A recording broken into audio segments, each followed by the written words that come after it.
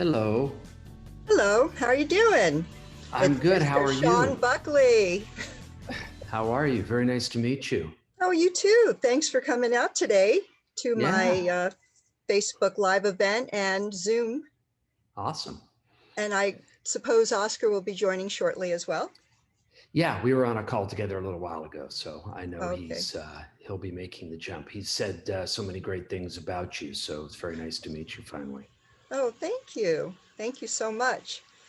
Well, I am just so excited because I just enjoyed reading Big Kibble, and I thought that you did a wonderful job. And I want to thank you for going through the effort. So let me just start out with that. I know how difficult it must have been to carve out time to do such a big project. Yeah, yeah, Hello, it is. We Oscar. Hello. Hi. Hi. Thanks for having Well, us on. yes, hello. Awesome. Thank you for joining me today. I'm Dr. Donna DeBonis, and we're here on Pet Food Vet live event, the interview for Big Kibble. And today I'd like to introduce Mr. Sean Buckley and Dr. Oscar Chavez. And I'm just going to read a very quick little background about both you guys that I stole off of LinkedIn. And first of all, we have Mr. Sean Buckley, and he's known as a serial entrepreneur. I can identify with that. I've had several businesses already myself in my life. So welcome. And thank you. your current endeavor is Just Food for Dogs. I'm sure we'll talk about that for a bit today as well. And this company was inspired by your dog, Simon. You're also a passionate supporter of rescue operations, and I'd like you to mention about how Big Kibble is helping that. And the book itself, Big Kibble, is going to be our main topic today. And also we have Dr. Oscar Chavez. Oscar, I'm not going to read your entire list of accomplishments as well, but I will say that I am just so delighted that to have you here today. And I could see here you graduated from, of all places, the Royal Veterinary College, University of London. And I just think that's so exciting. Someday you're going to have to tell us all those stories. And started out with Banfield, which somehow I have avoided that. Worked with a couple of other corporations, but haven't been out to Banfield as yet. And in Right. 2009, over at California State Polytech Pomona, my little deal with that is I saw that vet school was going to be starting up, and I had been thinking about trying to get on to teach there because I was teaching at Mount Sac Vet Tech Community College. Yep. And so I was going to try for that, but lo and behold, I ended up moving up to Washington State. It was inevitable that our paths would cross, right? Yep. And I actually did 8 months right after I graduated the vet school. Back then you had to wait until the California exam became available. Now you can take it anytime. And so I had passed the NAVLE, but I hadn't taken the California exam yet. So I spent 8 months in Seattle, and that's where I started my mentorship as a veterinarian. Mm-hmm. So, yeah. Oh, that's really exciting. I came up to an AVM event up here in Seattle, and I was just taken with how beautiful it was. So Big Kibble. I'm going to start out by reading the last paragraph on the front cover. And I'm going to do this because it really speaks to what this whole book is about and what we're all trying to do for our pets as pertains to nutrition. You know about self-serving, dangerous practices of Big Kibble, Big Tobacco and Big Pharma.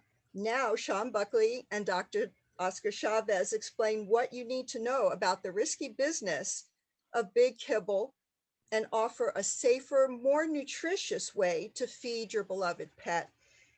And I know that every one of you are here today because of pets. And I want to have you tell me about your current pets right now. So Sean, who do you have? Yeah, right now we have Marty, who's a three-legged Chihuahua. We think he's about 5 years old. We've had him for 2 years. And we have Herman, who's mostly blind, and he's just, I don't know, a mix of a bunch of different breeds. He's just kind of scruffy, Mhm. and we think he's about 9, and we've had him for about a year. We're big on rescue, obviously, and so we end up, and we're big on rescuing the dogs that are less likely to get rescued by the mainstream. So we tend Oh, to true. have the Mhm. ones that are either handicapped or um, or they're older, or tough breeds or something like that. So we've Mhm. had German Shepherd. These are small dogs, but we've had lots and lots of different dogs, over the years. After I got my first dog, which was Simon, I didn't have a dog when I was, a kid. We just weren't that kind of family that had pets. Mhm. And so I didn't get my first pet, which was Simon, until I was in my late 30s. But Oh, okay. then that So was then it. it was a very steep learning curve, right? Yes. Yeah. And Oscar, tell me about your dogs or cats or pets that you have right now. Yeah, I have a couple dogs, and Sean's right about sometimes Sean and Andrea, his partner, will reach out to me when they're considering rescuing a new dog, and they'll go through the list of things that are wrong with the dog, and I keep telling them, they can be healthy too. Mhm. You can get a completely healthy dog, but that's what they love to do is rescue the ones that need to be rescued. So I have 2 dogs. One is a rescue, and she came into my life a little bit later, and her name is Nia, and she is a Rottweiler Shepherd mix, although she has a blue tongue, so there must be some Akita or Chow in there. Yeah. Don't know exactly. And then, but she has the markings of a Rottweiler. And then I Mhm. have a golden retriever. His name is Bruce, and I've always loved Goldens. Mhm. My dog that sort of is the story for my joining Just Food for Dogs was a golden retriever named Ray, and he lived to be 17. And Oh, yeah, it was amazing, and I credited a lot of that to Whole Food Nutrition, which we'll get into. But then it took me a little while to kind of warm up to a new dog, because that's what happens. And so now I have Bruce, and he's 3 years old now. mhm. Oh, yes, I well understand myself. I have so many pets. I probably had to become a veterinarian in, self-defense because I just accumulate them. But be that as it may, so Sean, here you are I looked at some of the businesses you have before, and here you are, you jump into pet food. So what drove you to write this book? I think, what drove us to write the book was truly that we came to the conclusion that nobody else was going to do it, and it needed to be done. Yeah. And from the very first moment, we realized that we're in the business. We have something to gain, by the demise, if you will, of Kibble. And so it took us 2 minutes to discuss it in the beginning and say, okay, well, we're not going to take a penny from this book. We're going to give it to Mhm. rescue. The advance that the publishing company gives you, all of that, and any royalties, it all goes. We didn't pay ourselves or give ourselves, nor will we ever give ourselves anything from it. The reason for that is in part because we like rescue, we want to help, and we have a main business that is a for-profit business. But part of that is also, frankly, to deflect the the the Yeah. the misinterpretation Mhm. that we're trying to make money on books. Mhm. We're not, and nor are we trying to divert everybody to our particular brand of fresh whole food. We're simply want to have the discussion. Here is some science behind fresh whole food. Here is this notion, this idea. And now we've been doing it for 10 years. There are Mhm. more people, more competitors, more brands, more companies doing it. And we love that. We think even more should come along Mhm. because, The more everybody's the had the merrier. discussions. The Yeah. more the merrier. Yes, Yeah. exactly. Oscar, I I can understand the passion behind writing the book, but carving out the time, I, It must have been overwhelming. How long did it take for you to write this book with Sean? And when did you even start writing it? How long ago? Yeah, the project started a couple years ago, and you're right. I mean, I think one of the benefits to that, was a little bit of naivety in the sense that neither of us knew what it took to write a book. If had we known, maybe we would have talked ourselves out of it. And so it was one of those things where it was just, tons of Saturdays and Sundays, because to your point, this wasn't something we did as part of our jobs. This was something we did on top of our regular day jobs. And we worked with a wonderful writer. Her name is Wendy Paris. And we always knew we had a story to tell. We knew we had a compelling story. We knew, to Sean's point, the necessity of getting the word out. As a veterinarian, you'll appreciate, for me personally, the passion was, we got to get this out to vets. We got to tell vets about this story. And sometimes that's the hardest sell, right? Yes. And so all of that passion is really what fueled the painstaking weekends, basically making this the weekend project for a couple of years.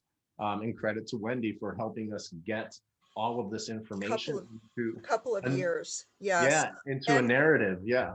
Do you know, when Dr. Scheibe had popped me an email, because we go back and forth sometimes, and she had mentioned that you were, the book was getting published, as though there's a book coming up, and I said, well, I want a copy, and and I, can I get it inscribed? Because that's a thing. I'm a huge book lover.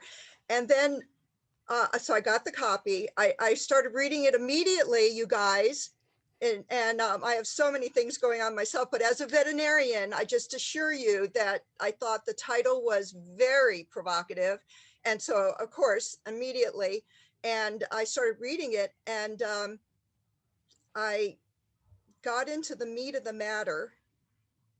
And I remember putting down the book and going, wow, they did it.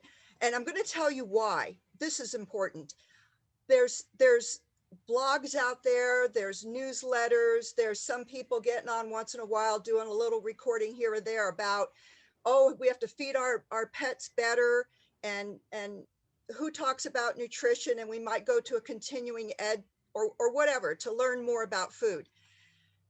But you did it. You broke open what's been going on behind the scenes. And I'm going to tell you, this is important to me because I've been talking about this ever since I got behind the scenes. When I started my master's in food safety, and I was delving into what was going on, although I kind of already had a back viewpoint of what was happening in where food was coming from, because of my time spent out there. I'd been driving around in Southern California, Norco, and behind the renderer's truck. Yeah. I knew. I'd been to the renderers. I'd done all these things, but everything was coming to fruition to me, and I was trying to articulate it to people, to tell them in that appointment, right, Oscar, the appointment when you've got 15 minutes with someone and you're trying to convey the urgency of the food. And then Sean, I'm sure, you're well versed. You're talking to your friends and you're trying to, get them up to speed. And they're probably thinking, this is appalling. Why don't we all know this, already? But I'd been trying to convey this, and finally it was like, oh boy, here it is. It's a hardcover. It's a hardcover book. Yeah. This is validity to everything I've been saying for the past few years. And I was so excited. And then I thought, oh my gosh, so bold. As much as I'd been saying things on a smaller scale, here you guys were in black and white, hardcover. Oh my gosh, repercussions, right? So like you said, the book is profits and so forth towards different kinds of rescues. And I've got to ask you, how did you find a publisher? What was all of that about? Because this is a far out kind of topic. Yeah. Sean can cover that, but the key was partnering with a publisher that is just like us, Donna, true dog lovers, and we actually interviewed with 3, and they all were dog lovers to a certain extent, but we found the one that happened to also be the 3rd largest publisher in the nation, right? Which is fantastic, and their editor is impressive. just a big dog lover. Mm-hmm. Yeah, when you work with, you know, Macmillan Publishing, and the other ones we talked to, I think were Penguin and might have been Simon and Schuster. You have some real advantages because you know, their fact checking departments are extensive, their legal departments are extensive, and we never wanted to have a book that was, you know, hyperbolic. Although you might look at the title and say, well, you failed. But that's okay, because what's inside the book is is real, and it's accurate, and it's cited. And you're right, there are repercussions. I've spoken to some industry folks just in the last few days that have heard from some particular large kibble companies about how, you know, this is a big problem and how they're going to make problems and so on. And we expected that. But my answer to this individual was the same as it is most of the time when these things come up, which is, oh my gosh, you know, did somebody discover something in the citations that wasn't accurate? Because we would want to fix that on the second printing. And the answer was no. Is there anything there that, you know, we accidentally stated that isn't true? Because we'd want to fix that right away. And we genuinely would. And so far, not one person has pointed at anything saying this fact is wrong. This, that's not true or inaccurate. Yes, I was stunned to see all of the index and the end notes, and I remember thinking, where was this when I was doing my master's? You know, it's like everything's there that I needed. So kudos, big time. That means a lot to me that you said that, because one of the things that we were grappling with in the early days of making this book is, obviously we wanted to be a consumer friendly book, but my hidden agenda personally was I also wanted to be a resource for veterinarians. I wanted to not be a textbook, because that obviously wouldn't be consumer friendly, but be a book that could be looked at as a resource, almost like a textbook. And for what you're just saying is like, it's really validating, and I really appreciate it. Thank you for saying that. Oh, yes, absolutely. You're so welcome. And so, Sean, what made you decide to put in the index? I mean, that is very, in a consumer friendly book. Okay, folks, it is. It's very easy reading. But come on, Sean, where did that thought come from? Who thought of that? Well, I don't remember. You know, it may well have been Oscar, but I know that we both agreed immediately that we wanted something that was truly based in fact, and like Oscar said, even if somebody wants to use it as a guide, even if you don't believe everything that you read, it's a great way for you to be able to get a guide to double checking everything that we wrote. Right. Yes. So, you know, if somebody thinks there's a citation that's wrong, then double check it. And, you know, and it's still a good reference book. You know, it is. I went, as I was reading, I did like scoot back and look at the end notes, and right on. Yes, absolutely. So incredible idea to do that. And it adds so much credibility to the book. So Oscar, how did you research Big Kibble?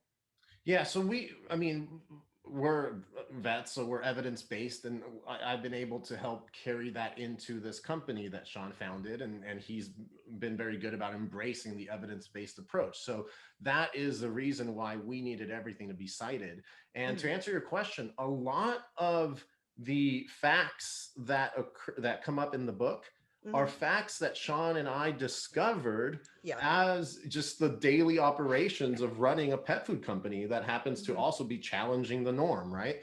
And so it really became a matter of just looking up the references of those facts we knew to be true, because we knew people would be, wait a minute, that's not true. It's not really like that. And what we wanted to show them is, yes, it is. And this is what we've learned in our 10 years of experience in this industry.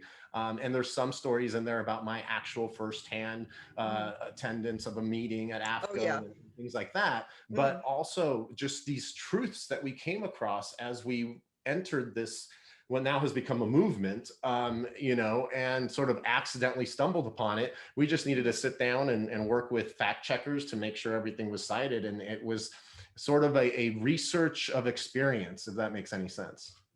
Oh, yes, absolutely. And I did somewhat the same thing when I started writing my master's project. I very much delved into my experience of 30 years as a veterinarian, and then I began to you know, to just flesh that out. So I get it. And so Sean, back to you on tell me about the decision to donate the proceeds. Was that kind of a mutual thing that you just came up with, or how did that come about? Because that is kind of unusual for a business person, like, oh, I'm just going to go ahead and donate. So tell me how that came about. Yeah, well, you know, really for two reasons. We're big fans of rescue, you know, at the company in general, and I am as well. And you know, when you combine that with the fact that we just simply didn't want anybody pointing finger at us and saying there's an agenda here, and the agenda is to sell books. You know, we simply want the story to get out, and people can make up their own minds. You know, Oscar's right. We would love for every vet to read the book. Oh, I mean, and it is, yeah. And as I said, it's very easy to read. It's one of those books you can pick up, read a chapter, put down, and really not lose your place in the flow.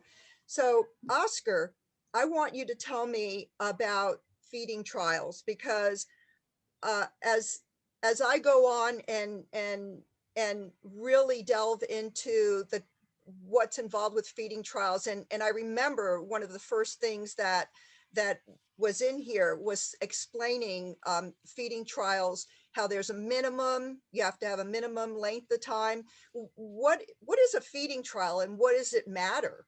Yeah, great question. So a lot of people might not realize this, but in order for a pet food to be labeled complete and balanced, they are a couple of methods by which the Association of American Feed Control Officials allows a pet food company to do that. The easiest method, and by far the most common, 99% of the pet foods on the shelves, is by simply formulating the diet to meet the standards published by AFCO. Actually, at my desk have a book here. So this is the official publication of AFCO, right? And every year they come out with a new one. Yes. And in it, there are pages that say, if you are going to make a complete and balanced diet for a dog, here's how much protein they need. Here's how much of each amino acid. And there's about 45 or so essential nutrients. And it tells you the exact amounts that should be in there. So I could formulate a diet, plan to have all of that nutrition in there, and then go to market the next day. I don't have to feed it to a certain dog. I don't have to test it. I don't have to do anything. I could just send it to market and put on there a statement that says, this diet has been formulated to meet the standards published by AFCO. That is the most common way that pet food companies do it. When I met Sean and I saw what he was doing, and we talked about making this a veterinary brand, I was still working 100% at Cal Poly Pomona University. I said, look, you're never going to be a veterinary brand unless you run AFCO feeding trials. So that's step one. And that's how we ended up partnering. And so we ran AFCO feeding trials, which is the other method of establishing yourself as complete and balanced, through Cal Poly Pomona University and Western University. And to your point, even those trials, which are also outlined in this book by AFCO, aren't that robust. They're not. Very short. Tell me what. Yeah. So the usual. Tell me the usual. So the length minimum of time. standard as laid out in the book is 8 dogs have to enter the trial. Only 6 have to finish, which means 2 can drop out for what they deem to be non-nutritional reasons, including not wanting to eat the food. And only which is 4 blood. bizarre. I know 4 blood parameters have to be tested, which is alk phos, which is a liver enzyme, albumin, which is a protein that's produced in the liver, hematocrit, which is the percent of red blood cells, and hemoglobin, which is the oxygen carrying capacity. And any veterinarian will tell you those are very basic blood parameters. And yeah, they don't give us a real in-depth look at liver. And what about the kidney? Yeah.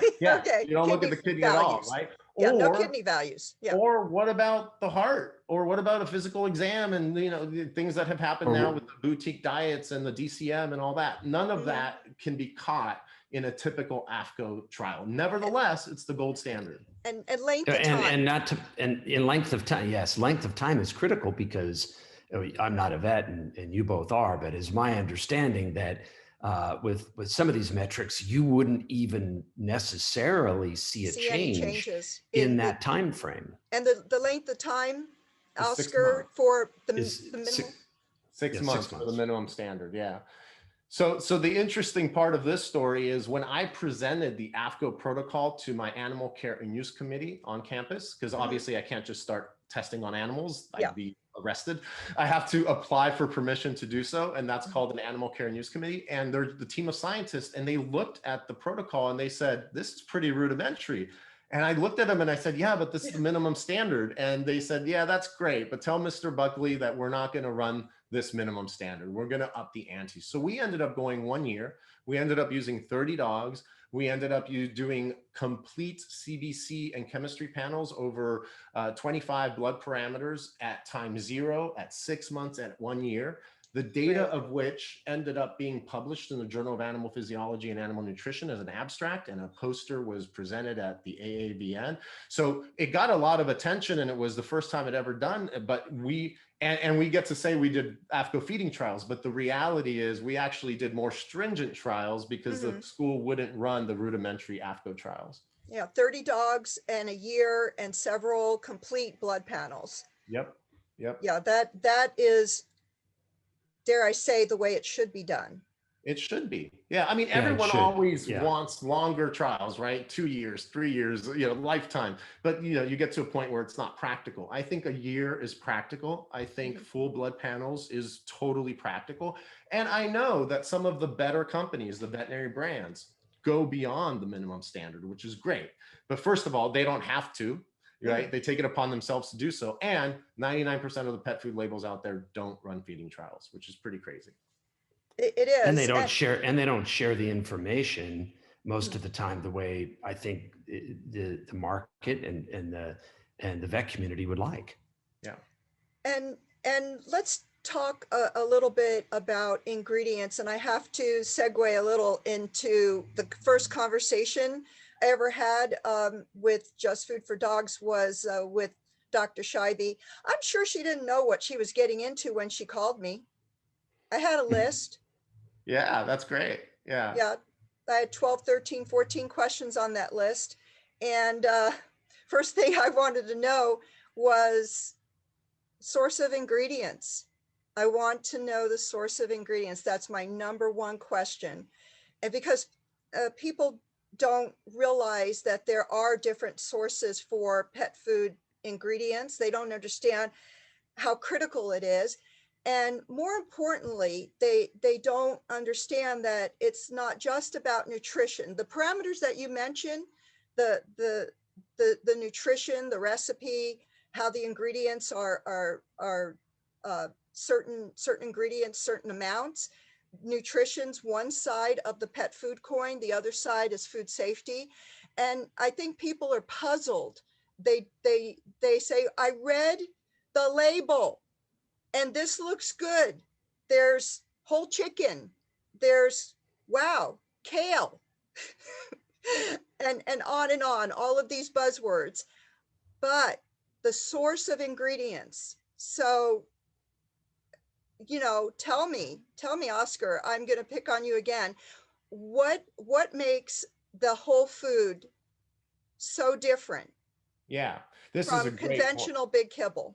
Yeah, this is a great point. So the problem with conventional kibble is that when it says chicken or even whole chicken on the label, I think you and I and pet parents at home normally would consider, oh, it must be the chicken breast that I buy at the grocery store or at, Right. Bonds or whatever, or chicken thighs. But what they don't realize is that it is everything left over from the production of food for humans. And so whatever the meat that's left on the carcass, rejected thighs, rejected chicken breasts that for some reason didn't pass inspection, you would I know can all about tell that. you all about that. I Yeah, actually and worked for the USDA. I went through 7 months of training, and I was at the poultry plant here in Mount Vernon. It yeah, was, yeah, 2 weeks. I can tell you everything about those rejects, those rejected carcasses. yeah. Yeah, stripping pus, just saying. Go ahead, Oh Oscar. yeah, and it gets rejected from the human food chain and put Yeah, into another pile, and which, by the way, isn't it, temperature controlled, yes, isn't correct. isn't isn't loaded onto a temperature controlled truck, isn't transported under rules and regulations. It's just a vat of leftovers, and it's sent over to the rendering plant. And the mentality is the rendering plant will process out any pathogens or any bacteria, which is true, but it's still not the best quality. So whole chicken doesn't mean whole chicken like you and I think about it. And that's the difference. Where you're asking about our sourcing of ingredients, we use a restaurant supplier.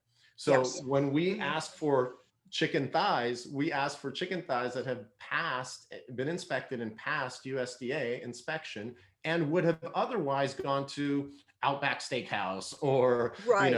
choose your chain of restaurants, and they come to us as well. Right, and that's extremely unusual in as far as pet food is concerned. So I'll tell you what, we've got 10 minutes left. I'd like you to just hit on what occurred in your most recent big news about another publishing that's going on. Yeah, very, very cool. So we partnered with the University of Illinois. The preeminent expert there on digestibility is Dr. Kelly Swanson. He's probably leading the charge on whole food nutrition along with another group out of the University of Georgia. We happen to be partnered with both.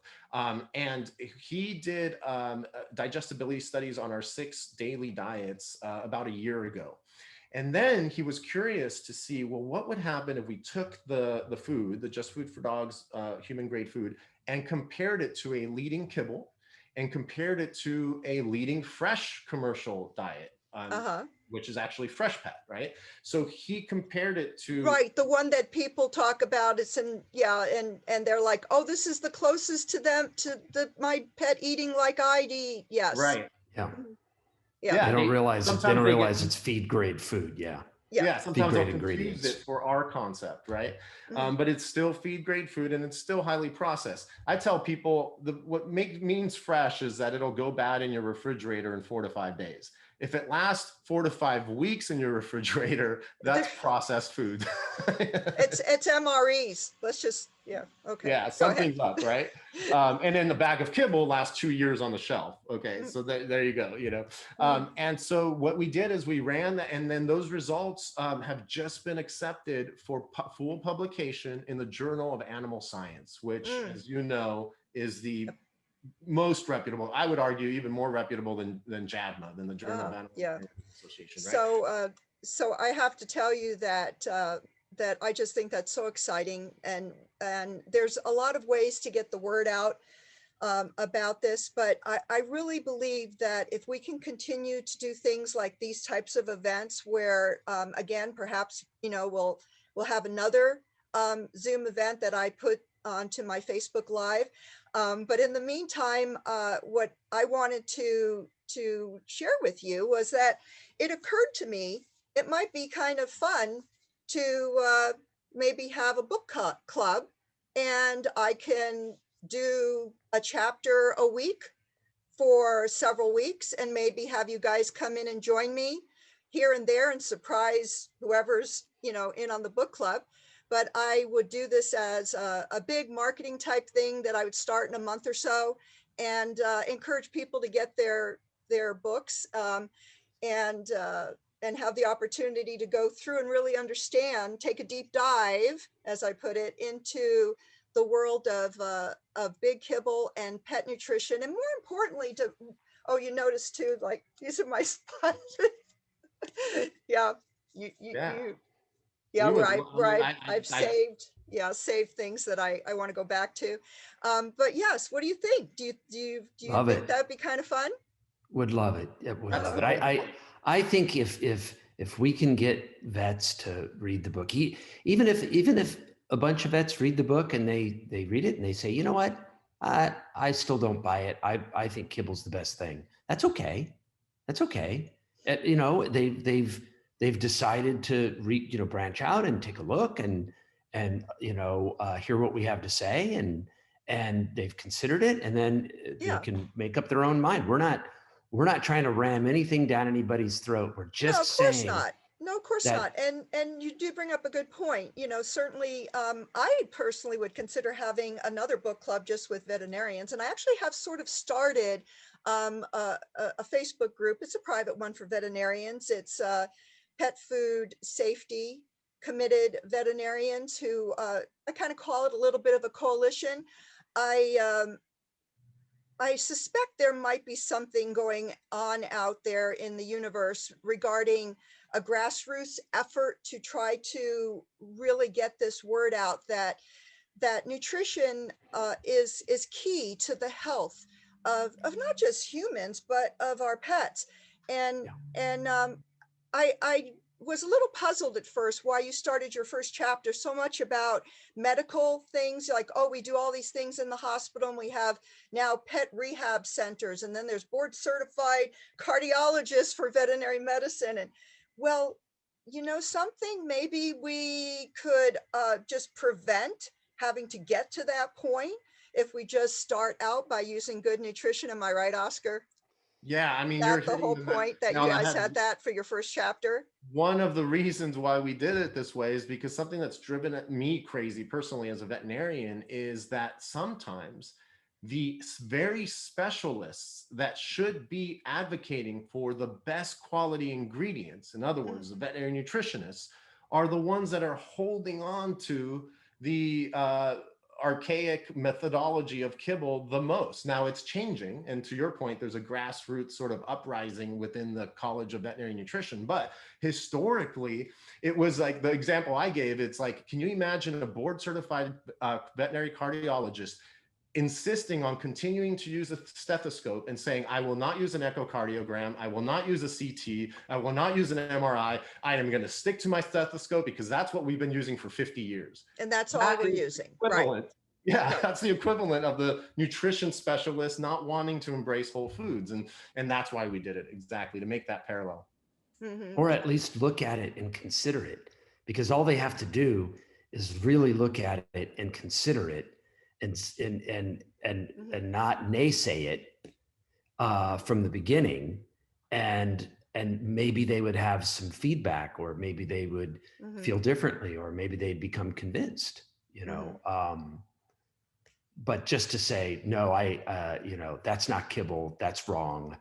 I don't know what it says, but it's wrong. Mm-hmm. That's kind of a weak argument. Oh, yeah, I agree. I think that underneath everything, veterinarians are committed to the well-being of pets. And we're not just trying Yes. to have sick animals so we could have a job. That's No. crazy. No. No, we really, we really care. And I have to tell you, I have been so consumed with guilt for that I have promoted certain types of food, just not knowing for years. But once I got into, of all things, the Army, because the Army, we work to actually audit food manufacturing facilities. So I had to learn about food safety. It was just the all-encompassing thing that I had to really grasp as quick as possible. And I quickly realized how important it was. And it was a missing link regarding pet nutrition. And I just, started thinking to myself, oh my gosh, this is the reason why we have all these pet food recalls. And it's crazy. How can we have a pet food recall about something when it was a clue? Oh, so such and such food had a recall about excess vitamin D. And then you mean, how is it possible several months later? Vitamin D again? Some other manufacturer? Come on, folks, it's not that hard to run, the tests. Right. So, well, I do want to take, just a moment to let you know that I think that's the reason why we have been struggling with trying to get, a handle on the conversation with, regarding pet food and pet owners. They become quite, I don't know, almost religious about a certain type of pet food. And we have no way other than to say, oh, well, this is the reason why we want you to consider some other type of food. But Right. now Big Kibble does give us, some authority.